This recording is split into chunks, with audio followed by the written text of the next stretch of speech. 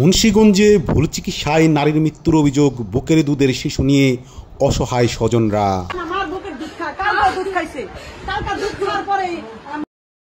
মুন্সিগঞ্জের সিরাজদি খানে ভুল অস্ত্রোপচারের কারণে নাজনীন আক্তার নামের এক গৃহবধূর মৃত্যুর অভিযোগ উঠেছে। এ ঘটনাকে কেন্দ্র করে নিহত নারীর স্বজনরা সোমবার সকালে ওই হাসপাতালে ভাঙচুরের চেষ্টা চালালে পুলিশ গিয়ে পরিস্থিতি নিয়ন্ত্রণে আনে। এর আগে ক্যান ইউনিয়নের নিমতলা এলাকার বসুমতী জেনারেল হাসপাতাল অ্যান্ড ডায়াগনস্টিক সেন্টারে ওই নারীর মৃত্যুর ঘটনা ঘটে। ভালো সিজারটা করছে, খুব ভালো ফ্যাসিলিটি পাইছিল, এই জন্য আমার মেয়ে একটু বিশ্বাস পাচ্ছিল আমি এই জায়গায় আনছি অপারেশনটা করার জন্য।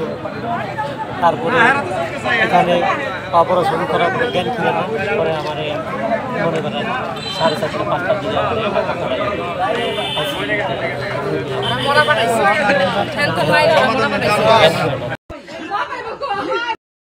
জানা গেছে, শ্রীনগর উপজেলার মধ্য হাসাড়া গ্রামের দেলোয়ার হোসেনের স্ত্রী নাজনীন আক্তার পিত্তথলির সমস্যা নিয়ে রোববার সকালে নিমতলা বসুমতী হাসপাতালে ভর্তি হন।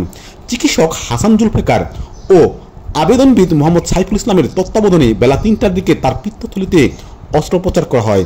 এ সময় নাজনীন আক্তার অসুস্থ হয়ে পড়লে তাকে ঢাকার ধোলাইপাড় ডেল্টা হাসপাতালে নিলে চিকিৎসক তাকে মৃত ঘোষণা করেন।